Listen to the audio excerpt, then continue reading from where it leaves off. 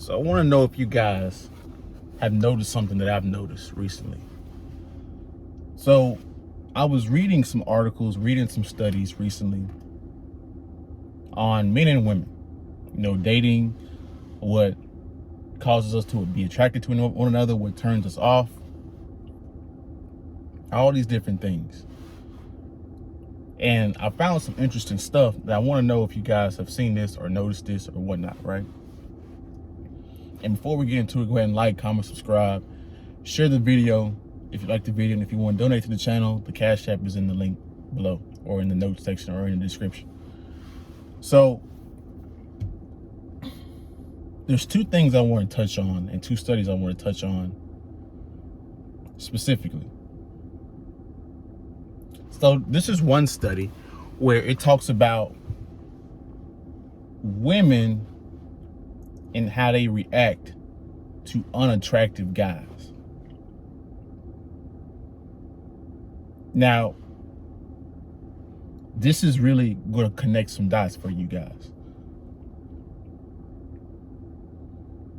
When women find a guy unattractive,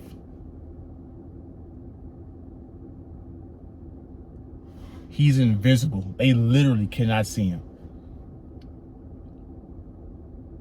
They hooked up the brain receptor, the receptions of arousal in the brain, right? And so if she's looking in front of a brick wall and the receptors aren't going off and she sees an unattractive guy and the receptors aren't going off, you're literally invisible, because the receptors only go off when she finds the guy attractive. And let's be honest, have you guys been in situations or been in certain places where women did not even notice you were there? It's like you were in a time warp. You were in an alternate universe. You're literally looking around at women and they're all overlooking you for some reason. That's because when they find certain men unattractive, you're literally invisible. There's no difference in a woman's eyes between talking to a blank wall and talking to an unattractive guy. There's no difference. She sees you guys the same. So if a woman acknowledges your presence, if a woman starts the conversation, if a woman talks to you, that means there's some kind of level of attraction. Not saying she's going to have sex with you, not saying she's going to date you, but there's some level of attraction to where she even acknowledged your presence. See, this is the game that nobody talks about, right? And me and my friends were talking about this the other day. Me and my friend. And I was watching the video and he hit it right on the nose, bro. Like, people talk about game. You gotta spit your game. You gotta spit game, talk to women. Like, bro, like, there's not a perfect line. There's not a perfect saying. There's not any of that shit, right? It doesn't matter what you say. It matters who's saying it. I'm going to say that again. It's not what you say, it's who's saying it when it comes to women.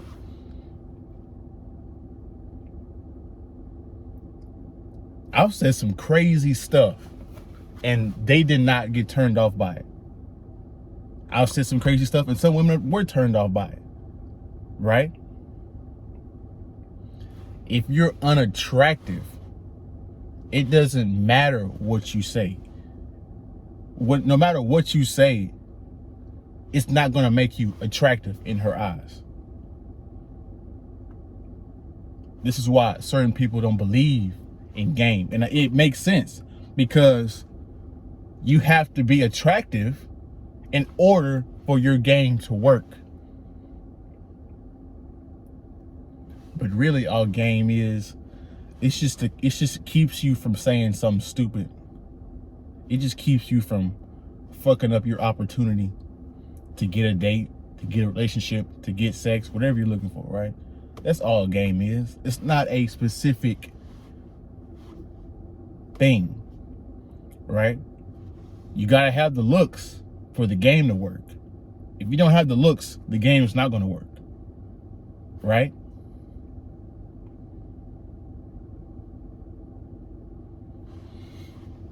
The next study. So women in their 30s and 40s are more sexually active. They're more aroused. Their sex drive is more active 30s into the early 40s, right? One study even said 27 to 46 was the most sexually active time, right? And so I want to know if you got, comment below if you guys have noticed this, right?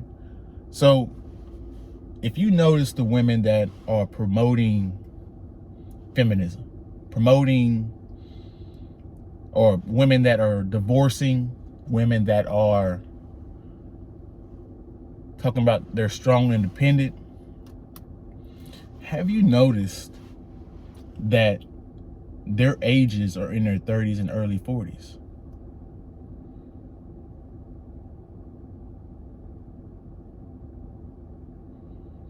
So if they're breaking off these relationships, if they're promoting sexuality, free women's sexuality, and they're in their 30s and 40s, and women in their 30s and 40s are the most aroused, they're the most sexually active.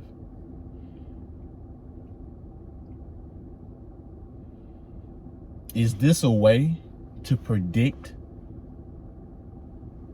relationships failing?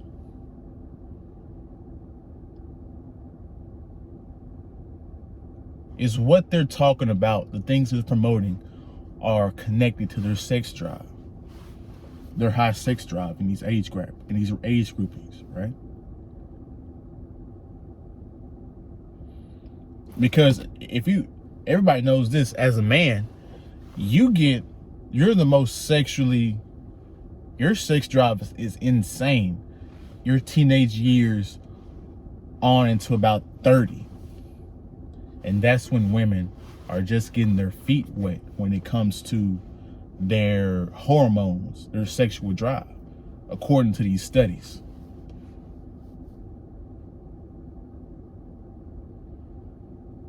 Maybe this is one of the reasons why relationships are not working in that age bracket. Maybe these are the reasons why women cheat in these age brackets, right? Because if you're a guy in your 30s and 40s, you're concentrated on making money, right? Especially if you're a married guy. You're worried about making money and providing and protecting your family. You're not worried about having sex with your wife 2-3 times a day, 5 times a week. You probably don't even have that much energy to do that, right? And as you approach later, as you get older, your sex drive begins to drop and hers is getting higher.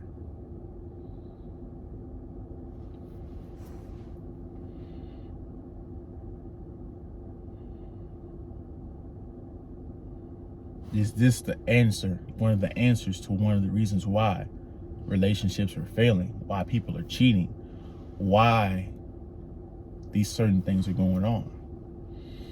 It makes you wonder. So I want you guys to participate. Comment below what you guys think below. Go ahead and like, comment, subscribe, share the video, like the video. And if you want to support the channel, the Cash App is in the description below. Thank you guys for your support. I appreciate you guys. And I'll be back with another one.